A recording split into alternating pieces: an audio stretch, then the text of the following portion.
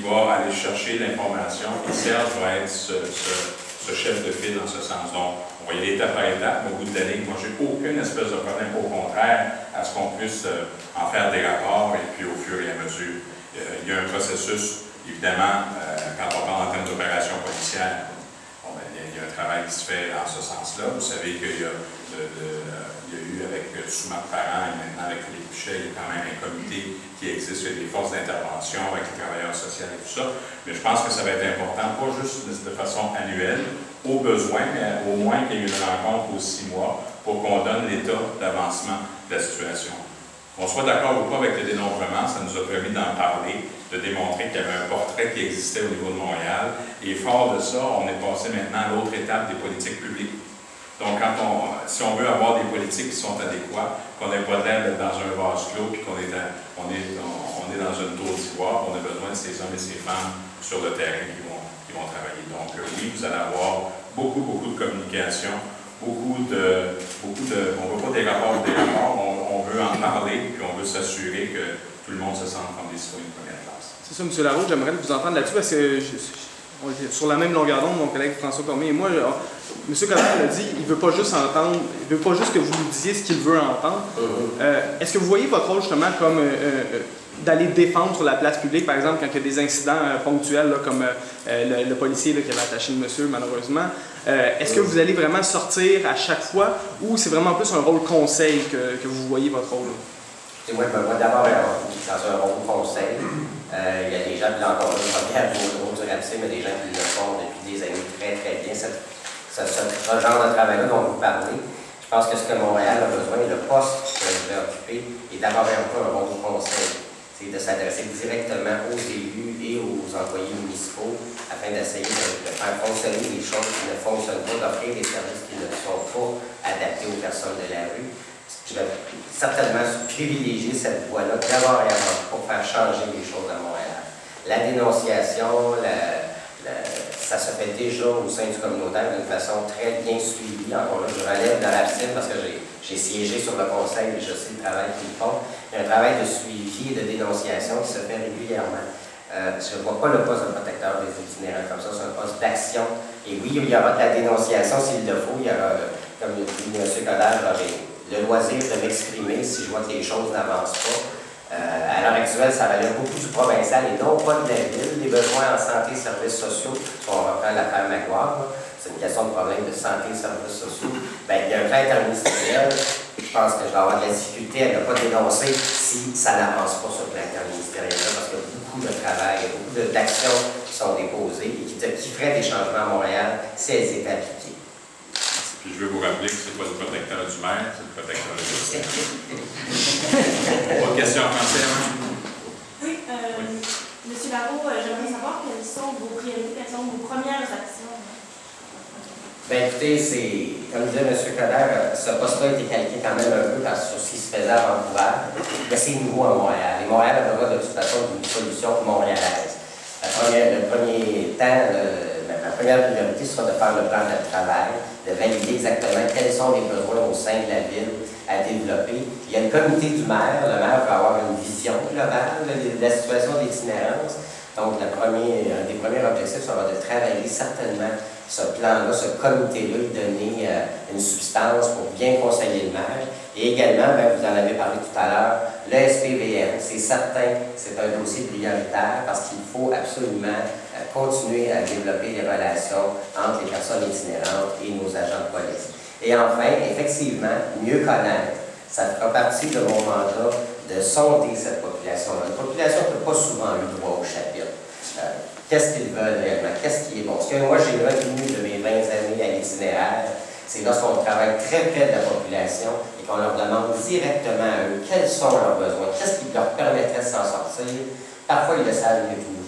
Donc, continuer, il y a un dénombrement, il y a une étude complémentaire, donc des sondages avec des questions très pertinentes. Je pense qu'il faut continuer de permettre à la population itinérante d'avoir son mot à dire sur les services qui les concernent.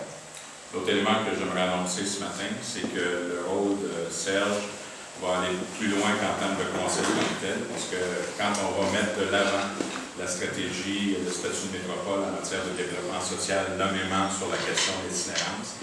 Il sera en mode réalisation. Donc, il va être le carrefour, le point de chute, la plaque tournante qui va nous permettre justement de travailler de façon concertée avec l'ensemble des acteurs, développer et réaliser ce réflexe Montréal, parce qu'on ne veut pas tout prendre, c'est pas tout des dévolutions de pouvoir, c'est aussi de s'assurer qu'il puisse y avoir arrimage, donc toute cette stratégie d'arrimage. Il y a un travail déjà qui se fait de façon assez exceptionnelle avec Monique Vallée et toute la question de la diversité sociale et de l'itinérance. Mais on veut s'assurer que sur le terrain, déjà, on va être en mode, comme on dit Serge, en mode action, en mode réalisation. Et ça veut dire qu'on n'aura pas de temps à perdre aussitôt que les choses arrivent. Le ministre Poiteux nous parle de la loi pour 2016.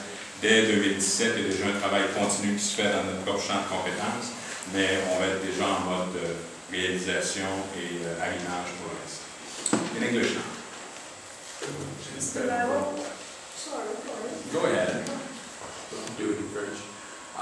Okay, all of the reports to date qui sortent sur on the problem de l'itinérance tournent autour du bassin de l'hébergement et l'habitation. Ceci étant dit, ça fait plusieurs fois qu'on s'en parle et M. le maire a fait allusion à une conférence sur l'hébergement. Ceci étant dit, quel pas concret allez-vous entreprendre pour le noyau, disons, d'itinérance à Montréal? The hardcore that defines the problem of homelessness, of being homelessness in the city's winter. What is very important is to define the needs. The very vulnerable people, they don't find a house as they want. We have many social apartments in Montreal, but they don't have enough social workers in these places. So I think it's to evaluate all kinds of housing we need, how much money we need for that, and many organizations, they know that. And it's to give to the mayor of Montreal the vision about what kind of new social apartments we need for those people, because too many people continue to sleep on the street. So it's going to be the first thing, and put pressure on Quebec, because Quebec has a big part in that, to change the things and to build more and more housing in Montreal. Daniel Rochette, APPN, Monsieur Larreau. I would like to know, you know that the growing population of First Nation and Inuit, here in Montreal. So are they going to be part of that committee, and what are the measures you're going to take, especially for this particular population? The answer is yes. It is a complex issue, it is diversified, and clearly we need to connect with First Nations, the Aboriginal. There is an issue there with the Inuit. There is some issues, and when you look at the ratio, it's way too high. So there's issue of mental illness, there's issue of housing, there's issue of integration. Same thing for the newcomers, but clearly the advisory board will make sure that everybody will be represented. And I think it's key. You just cannot, it's not a one-size-fits-all. If you don't do that, you will miss something. And there is an Aboriginal reality, there is a First Nation reality from the Métis, the Inuit, or First Nation. So clearly, we will do something about it. What we need to do also, and kudos to the federal government, we all know what's going on in certain reserves, but the Out Reserve and the Métis have also some of the situation. The impact of the residential schools.